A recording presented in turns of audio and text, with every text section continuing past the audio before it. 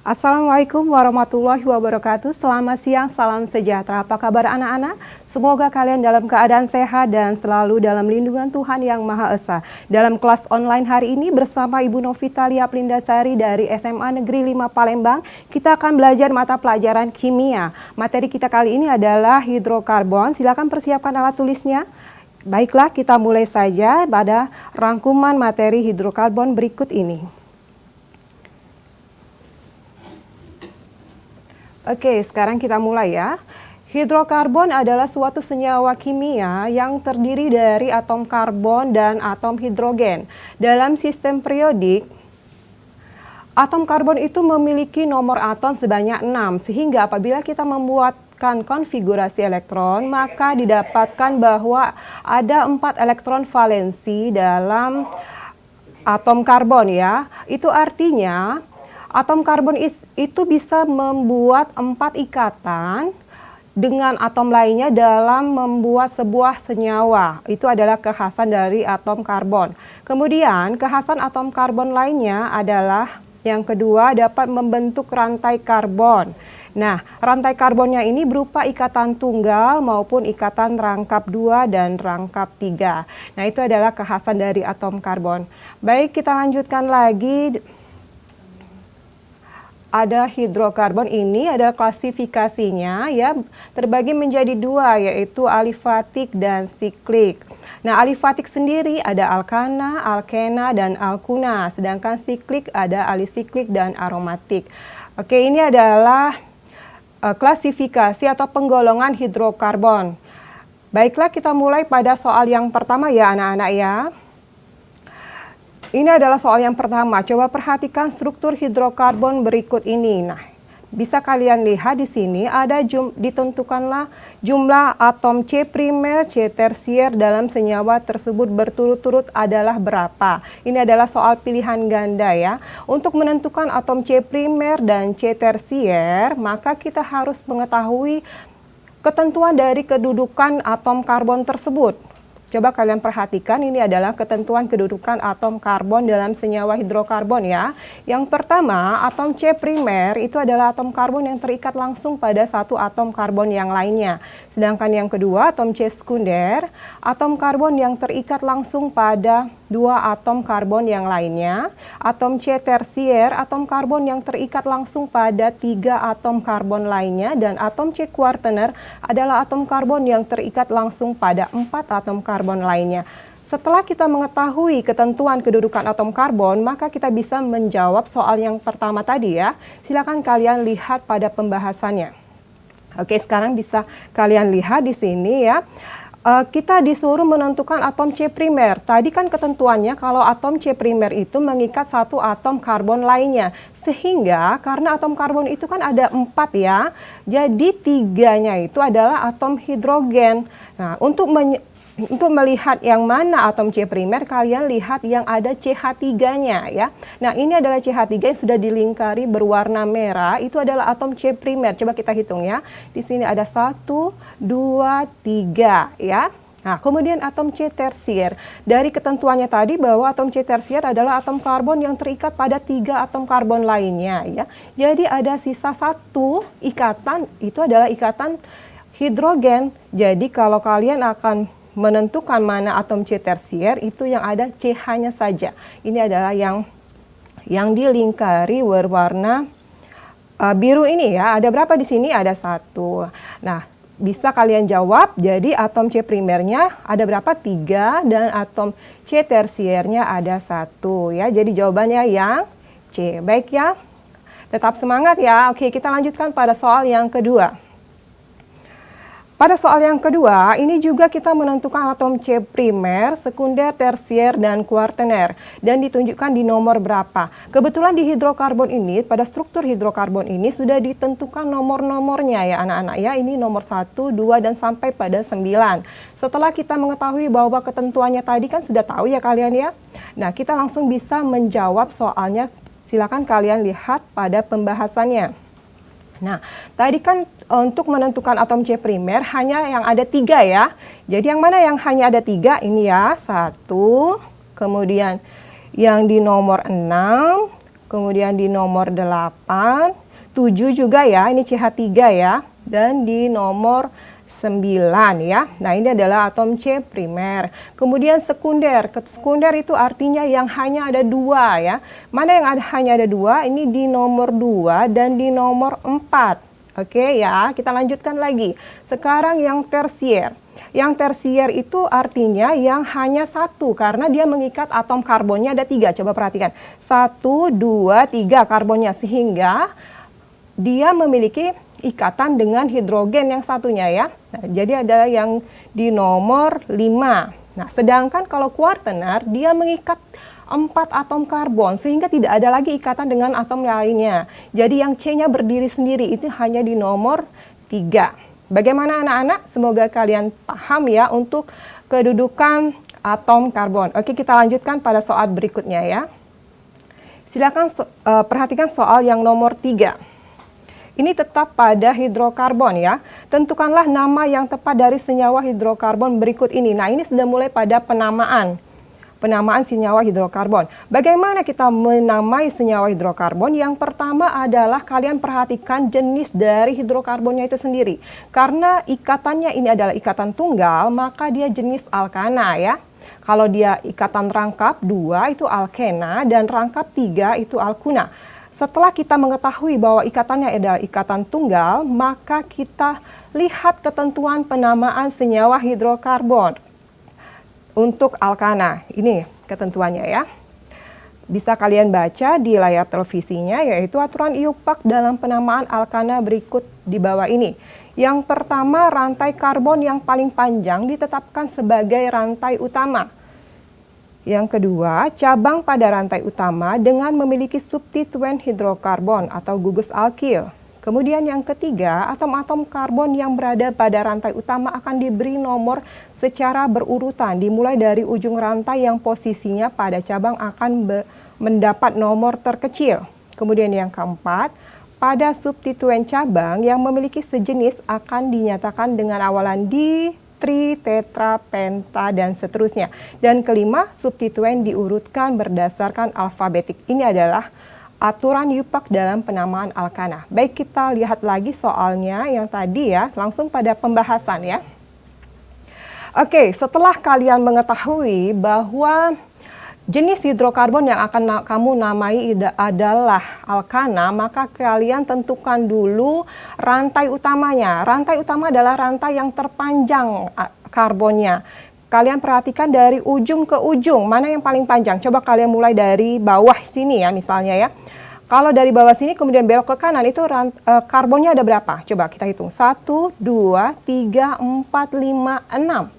Jadi ada 6 ya. Coba kalau kita dari bawah kemudian belok ke kiri. 1, 2, 3, 4. Itu lebih sedikit kan ya. Nah, coba kalau dari ujung ke ujung sini lurus saja. 1, 2, 3, 4, 5. Ada 5. Jadi lebih sedikit juga ya atom karbonnya. Nah, kita pilih yang paling panjang. Jadi dari bawah kemudian belok ke kanan. Nah, ini kita tandai sebagai rantai utamanya. Nah, yang lainnya yang ini ya, ini adalah cabang ya, dianalogikan seperti pohon yang ada cabangnya. Oke ya, kalau sudah seperti itu, silakan kalian nomori dulu karbon-karbon pada rantai utamanya. Kalau kita mulai dari yang bawah, ini rantai karbonnya nomor 1, kemudian nomor 2, dan nomor 3. Kita bertemu cabang pada karbon yang ketiga. Tapi kalau kita mulai dari sebelah kanan, 1, 2, 3, 4. Kita ketemu pada karbon yang keempat. Nah, kita pilih yang paling dekat. Kita pilih yang paling dekat ya. Jadi kita mulai dari bawah 1, 2, 3 ya. Nah, jadi kita ketemu pada rantai karbon yang ketiga. Kemudian kita lihat cabangnya adalah jenis dari metil. Jadi 3 metil, habis ya cabangnya tidak ada lagi kan ya.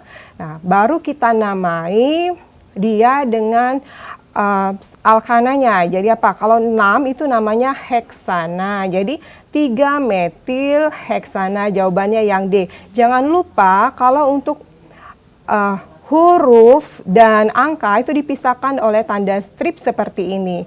Baik anak-anak, mudah-mudahan kalian paham ya. Kita lanjutkan lagi soal berikutnya. Tetap semangat ya. Oke, kita lanjutkan pada soal yang keempat. Nama IUPAC dari struktur senyawa hidrokarbon berikut ini adalah apa? Tetap dengan penamaan senyawa hidrokarbon. Jangan lupa yang pertama kita lakukan adalah melihat dulu apakah jenis dari hidrokarbon tersebut. Nah, karena ikatannya ini adalah ikatan tunggal ya, ikatan tunggal maka dia jenis alkana ya. Jenis alkana ketentuannya seperti yang kita jelaskan tadi ya, ada di awal tadi kita langsung membahasnya. Perhatikan di sini. Setelah kita mengetahui bahwa dia jenis alkana, kita tentukan rantai utamanya ya. Rantai utama itu adalah rantai yang karbonnya paling banyak. Kalian bisa hitung sendiri.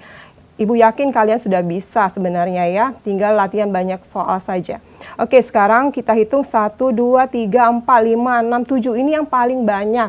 Jadi kita tentukan yang Ibu tandai warna merah ini ya. Ini adalah sebagai rantai utama. Artinya selain itu ya, ini ada 1, 2, 3, 4 adalah cabangnya ya. Nah, sekarang kita mau menomorinya dari yang mana? Apakah dari sebelah kiri atau dari sebelah kanan? Nah, sekarang kalau kita mulai dari sebelah kanan misalnya ya, kita hitung dulu cabangnya itu ketemu di nomor berapa karbonnya? Nah, 1, 2, 3. Nah, artinya ketemu di nomor 3, kemudian ketemu lagi di nomor 4 ya. Nah, kalau kita mulai dari bawah, 1, 2, 3. Kita ketemu di nomor 3 ada 2 cabang. Nah, kita pilih yang mana? Kita pilih yang paling kecil nomornya. Jadi kita pilih dari yang paling bawah ya anak-anak ya. Oke, kita pilih yang dari bawah sini ya, nomor satunya ya. 1, 2, 3. Jadi cabangnya ada 3,3 ya, 3,3. Kemudian ini ketemu lagi cabang yang sama, 4 ya. Nah, cabangnya ini sama, semuanya metil. Karena ada 3 jadi 3,3,4 trimetil ya. Nah, trimetil. Lalu kita ketemu lagi pada cabang yang ke 1, 2, 3, 4, 5. Pada cabang yang kelima dan cabangnya ini CH3 dan CH2 ini kalau kita gabungkan menjadi C2H5. Itu adalah etil. Nah, jadi 3,3,4 trimetil, kemudian 5 etil. Nah, etil itu lebih dulu E ya dibanding M ya, menurut alfabetik kan. Jadi kita tulis lebih dulu 5 etil karena E ya. Kemudian 3,3,4 trimetil, lalu kita namai rantai utamanya. Nah, ini rantai utamanya karena 1, 2, 3, 4, 5, 6, 7. 7 adalah heptana ya. Jadi jawabannya yang mana? Ya, jawabannya yang C, 5 etil, 3,3,4 trimetil heptana. Jangan lupa antara angka dan huruf ada tanda stripnya. Oke anak-anak, tetap semangat ya, jangan kemana-mana, kita akan kembali lagi di kelas online. Silakan bagi yang mau bertanya secara langsung kepada Ibu bisa lewat telepon di 0711 380 022. Kita akan kembali lagi setelah pesan-pesan berikut ini.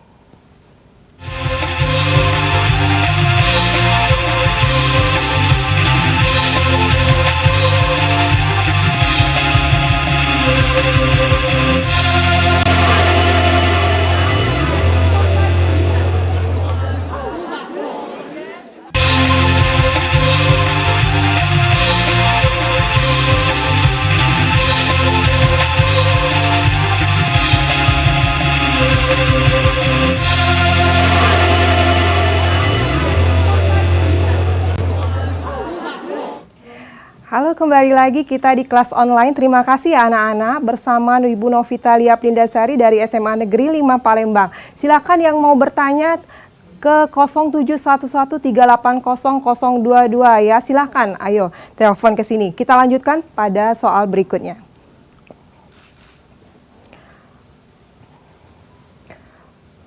Nama yang tepat untuk senyawa ini adalah apa?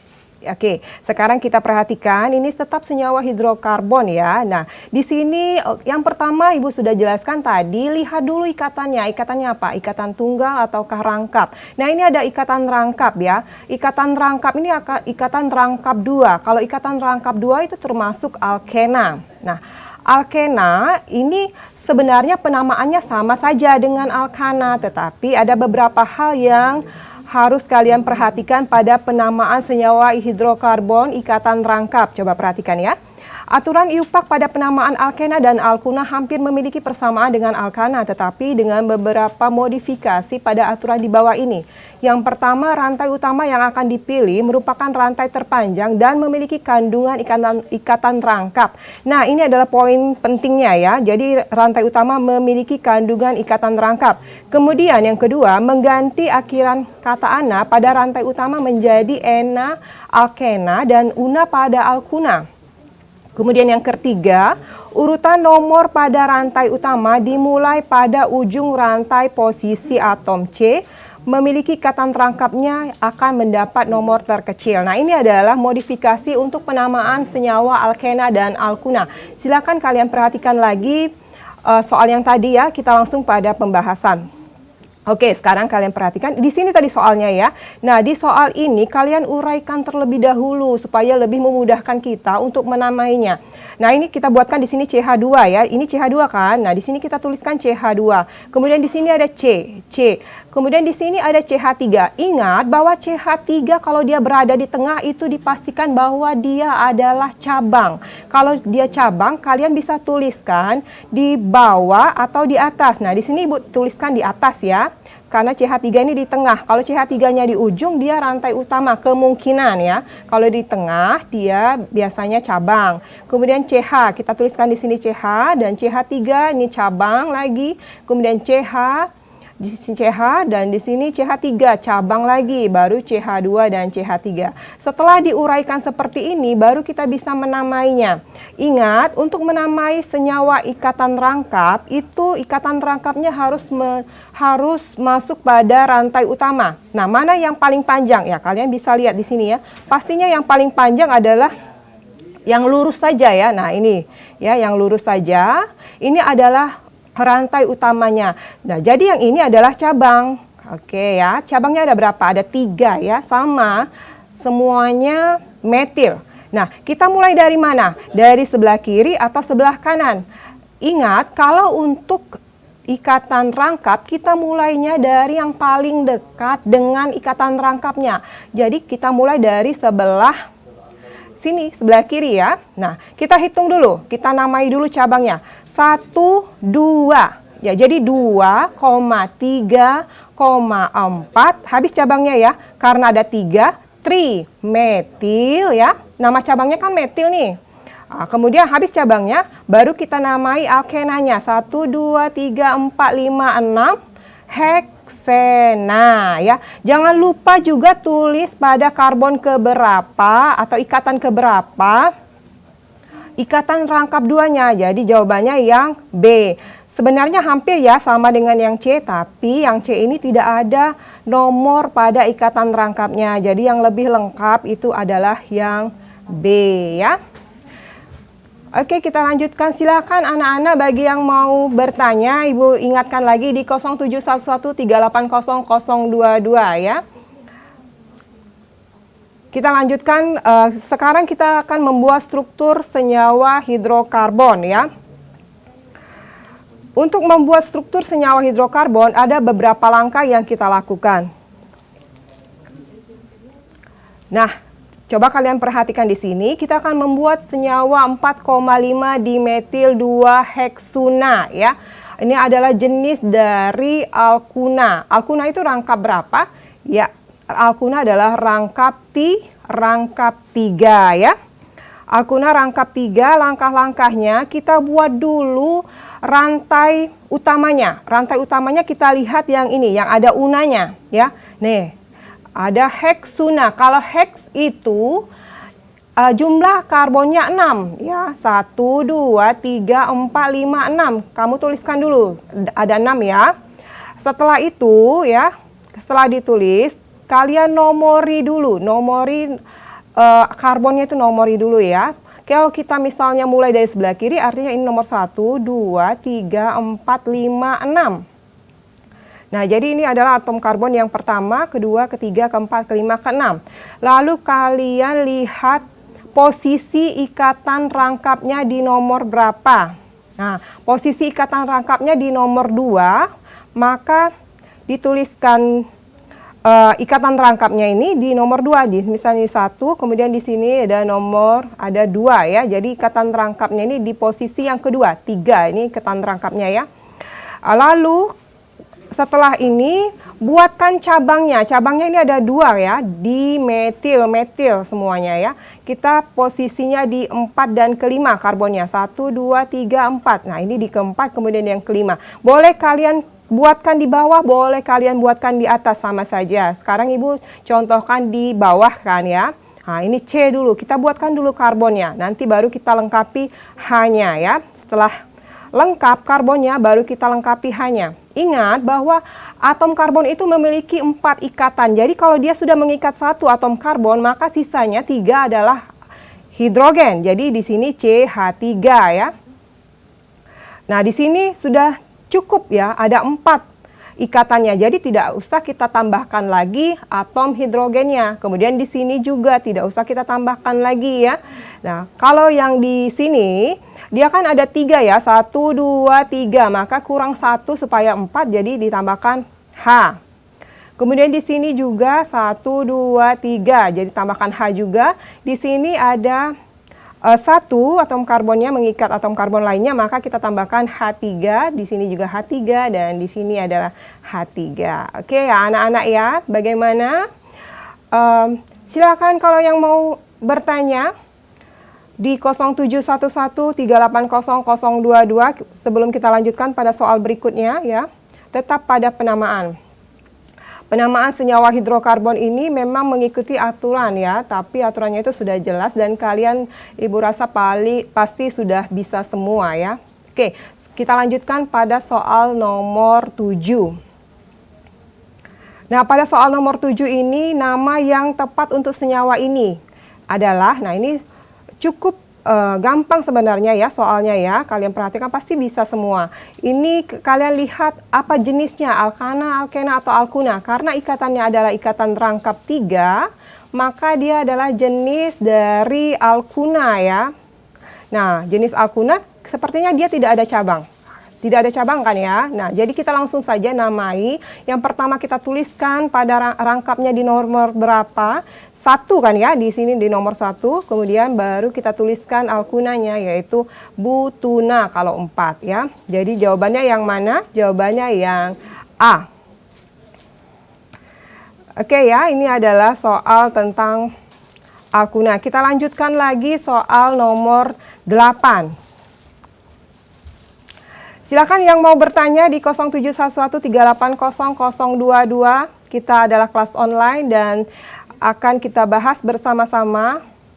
Kita lanjutkan pada soal yang nomor 8 ya.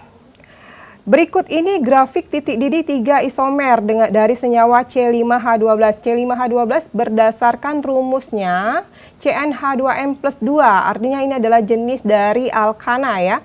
Berdasarkan grafik dapat diprediksi senyawa P, Q, dan R tersebut berturut-turut adalah seperti ini. Ini adalah grafiknya ya.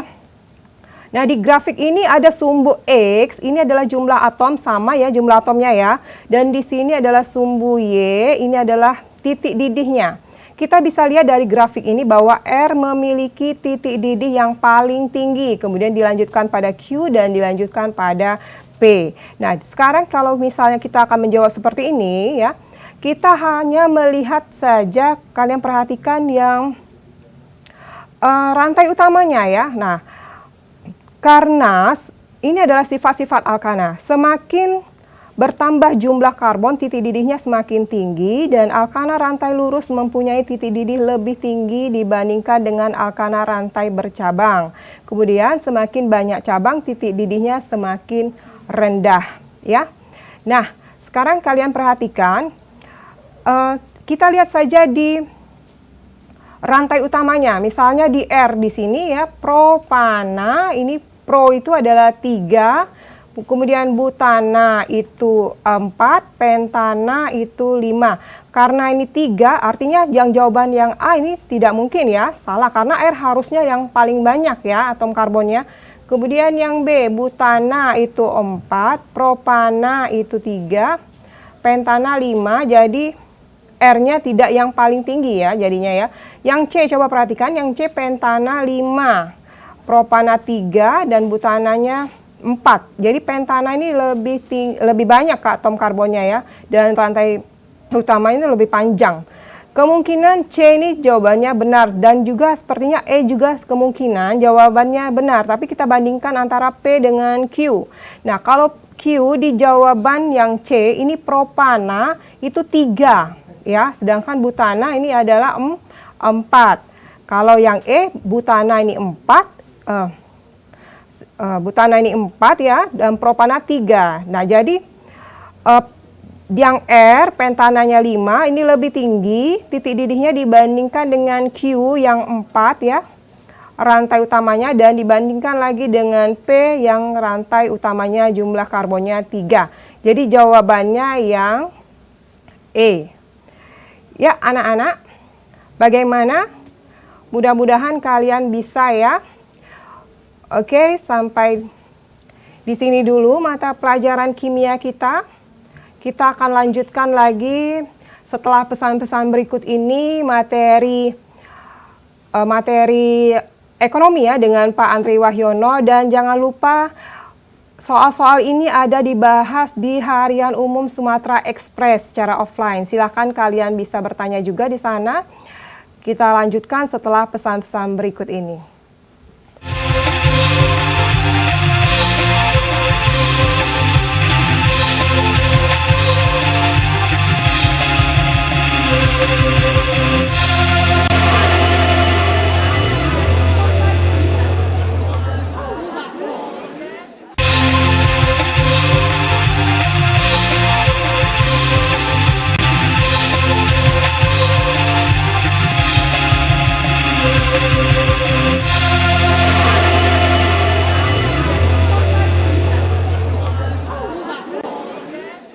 Assalamualaikum warahmatullahi wabarakatuh. Selamat siang anak-anakku. Bersama kita masih tetap dalam kelas online. Setelah tadi kalian menyaksikan pembelajaran kimia, saat ini kita akan bersama saya Andri Wahyono dari SMA Negeri 5 Palembang. Kita akan membahas materi tentang pelajaran ekonomi. Untuk materinya dapat kalian lihat pada Harian Sumatera Express ya, yang sudah terbit pada hari ini, hari Selasa ya, tanggal 18 Agustus tahun 2020 ya. Jadi pada hari ini kita akan membahas, nah di sini adalah kalau kalian lihat ada tentang tugas mandirinya ya.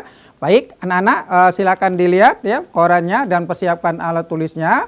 Kita akan segera membahas daripada materi yang ada di dalam tersebut, yaitu tentang tugas mandirinya ya. Silakan kalian simak.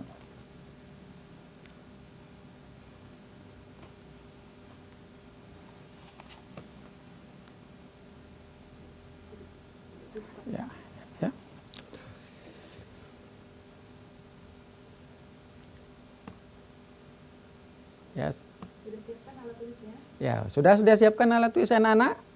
Ya, silakan dilihat alat tulisnya, kemudian dilihat korannya. Ya, silakan dilihat situ, kita akan membahas tentang tugas mandirinya. Ya. Oke ya, jadi siap, kita akan mulai belajar di kelas online ya. Ya, kita lihat pada soal yang pertama ya. Pada soal yang pertama di sini kita akan membahas tentang konsep pendapatan nasional. Dalam hal ini kita akan membahas tentang transfer payment ya. Anak-anak sekalian, silakan dilihat di sana bahwa berdasarkan data perusahaan nasional ya, pendapatan nasional meliputi ada net national income sebesar 9.250 miliar. Kemudian ada pajak perseroan ya sebesar 125 miliar. Kemudian ada laba ditahan ya sebesar 300 miliar. Kemudian ada iuran asuransi sebesar 15 miliar. Kemudian data personal income ya ada 8.985 miliar. Berdasarkan data tersebut, berapakah besarnya transfer payment? Nah, anak-anak, mudah-mudahan kalian sudah dapat memperoleh jawabannya ya. Kita akan mencoba ya membahasnya di sini dan kalian bandingkan dengan jawaban yang kalian peroleh ataupun yang kalian sudah cari di Harian Sumatera Express tadi ya. Oke, anak-anak, dalam transfer payment di sini kita ketahui bahwa dalam perhitungannya dia akan menggunakan rumus personal income-nya ya. Jadi dia ada di dalam personal income ya, di mana rumusannya situ adalah net national income ditambah dengan transfer payment, kemudian dikurang dengan laba ditahan ya plus iuran asuransi plus pajak perseorangan ya. Nah, kita lihat di sini ada PI atau personal income atau di sini merupakan pendapatan perseorangan ya. Oke, nah kemudian ada NNI-nya ya, net national income-nya atau pendapatan nasional bersih ya. Pendapatan nasional ini berdasarkan jumlah barang jasa yang diterima oleh masyarakat sebagai pemilik faktor produksi. Nah, kemudian ada transfer payment-nya. Nah, inilah yang akan kita cari tadi ya, berapa transfer payment-nya. Transfer payment-nya di sini adalah penerimaan yang bukan merupakan balas jasa produksi tahun ini ya, melainkan diambil dari sebagian pendapatan nasional tahun lalu. Contohnya ada pembayaran dana pensiun, kemudian ada tunjangan tunjangan sosial ya bagi pengangguran, ada untuk veteran, kemudian ada bunga utang pemerintah dan sebagainya ya. Nah, sekarang kita bagaimana perhitungannya ya? Kita masukkan data-datanya yang sudah ada tadi anak-anak ya. Jadi pertama kita masukkan di situ ada nilai personal income-nya ya, ada nilai personal income-nya sebesar 8.985 miliar sama dengan 9.250 itu sebagai net national income-nya, ditambah transfer payment ya, kemudian dikurangkan dengan 300 miliar sebagai laba ditahan, kemudian ada iuran asuransi ya, ada 15 miliar dan 125 miliar ya, itu sebagai pajak perseorangan. Nah, kita masukkan lagi di sana dari 8.985 miliar sama dengan 9.250 plus transfer payment dikurang dengan 400 ya. Nah, kemudian kita lihat bahwa transfer payment-nya di situ adalah 8.985 dikurang dengan 8.810 sehingga diperolehlah transfer payment-nya yaitu sebesar 175 miliar ya. Jadi besarnya transfer payment di sana adalah 1.750 miliar ya. Ini adalah jawaban ya dari soal yang pertama. Bagaimana anak-anak? Apakah betul jawaban kalian? Ya. Mudah-mudahan pembahasan kalian atau jawaban kalian tadi sudah kita samakan di sini ya. Mudah-mudahan kalian untuk kedepannya nanti bisa ya menjawab ataupun soal-soal ini lebih baik ya. Oke ya. Baik anak-anak, tentunya masih tetap semangat bersama ya kelas online ya. Kita masuk kepada soal yang kedua. Ya. Oke anak-anak.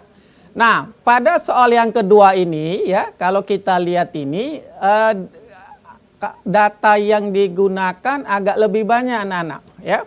Nah, di sini data yang ada ya, ada gross domestic product ya, kemudian ada produk yang dihasilkan warga negara asing di dalam negeri ya, itu ada 50 miliar, 50.000 miliar. Kemudian produk yang dihasilkan ya warga negara nasional di luar negeri ya ada 40.000 miliar. Ada penyusutan dan penggantian barang modal itu ada sebesar 20.000 miliar ya. Kemudian ada pajak langsung sebesar 40.000 miliar. Kemudian laba ditahan 30.000 miliar. Pajak perusahaan atau perseorangan di sana ada 20.000 miliar. Kemudian ada transfer pemerintah ya sebesar 18.000 miliar ya serta pajak langsung sebesar 6.000 miliar. Nah, ya. Pertanyaannya di sini anak-anak, buatlah urutan perhitungan pendapatan nasional ya sehingga menunjukkan besarnya disposable income atau DI di negara tersebut. Nah, anak-anak sekalian, ini adalah tahapan agak panjang untuk menjawab soal ini karena dia untuk menghitung disposable income-nya dia berada di akhir. Coba kita lihat di sini ya, langkah-langkahnya. Nah, di sini ada langkah-langkah karena dia secara berurutan, kita akan menghitung langkah-langkahnya tersebut ya. Pertama, kita akan menghitung terlebih dahulu GNP-nya ya, GNP-nya. Kemudian setelah kita menghitung gross national product-nya, kita akan menghitung net nasional produknya ya, net nasional produknya. Berikutnya kita akan menghitung net nasional income-nya ya. Tahapan berikutnya kita akan menghitung ya personal income-nya ya. Dan terakhir baru kita akan menghitung ya disposable income-nya. Ya, jadi cukup panjang kita di sini anak karena memang diminta adalah secara berurutan untuk menghitung berapa besarnya disposable income-nya itu. Jadi anak-anak harus memahaminya lebih lanjut ya. Oke anak-anak, sebelum kita lanjutkan ke pembahasan jawabannya tadi ya, kita saksikan tayangan berikut ini.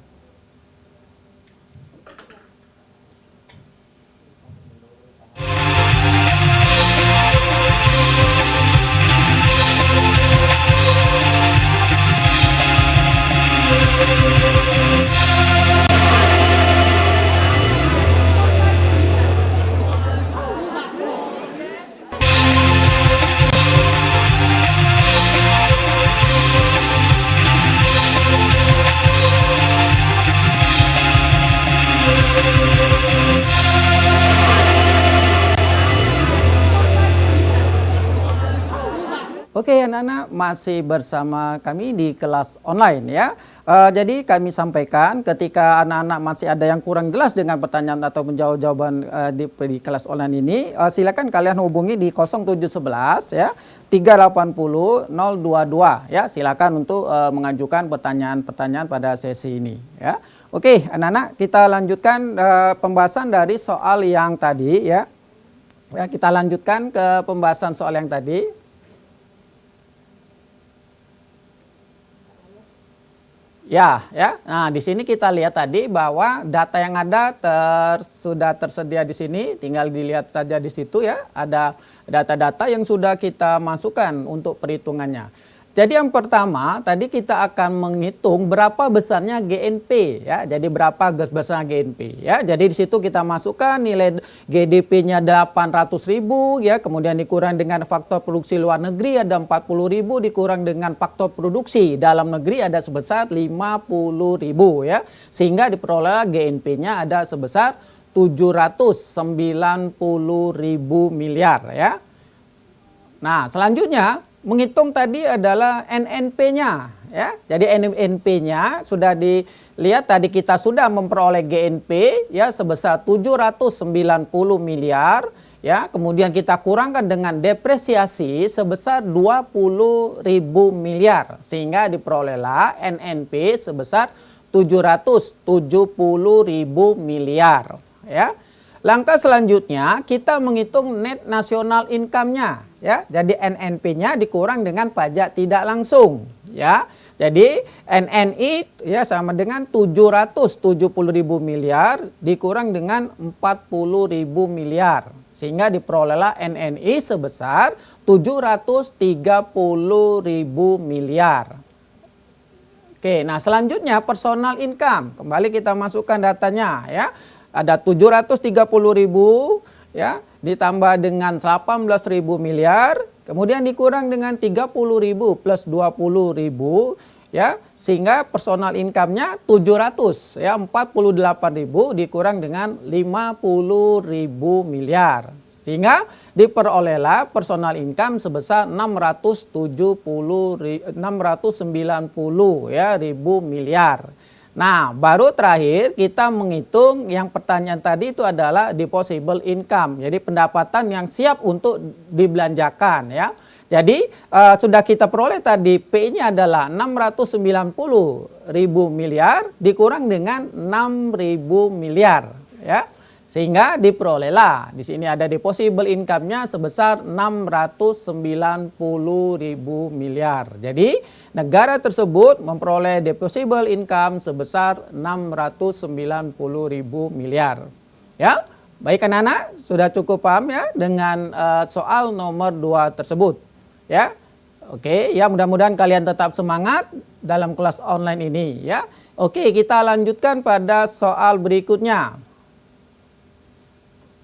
Ya, pada soal nomor 3 di sini kita akan menghitung berapa perhitungan pendapatan nasional dengan menggunakan pendekatan unit produksi ya.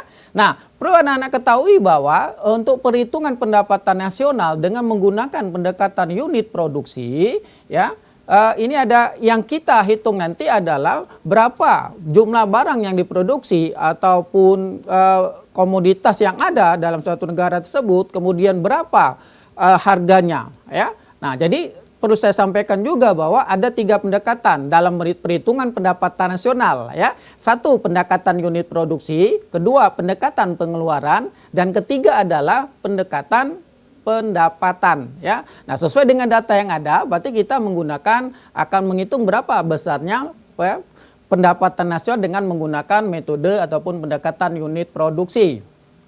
Nah, ini kita lihat ada rumusannya ya. Jadi rumusannya adalah Y sama kurung buka Q1 dikali P1.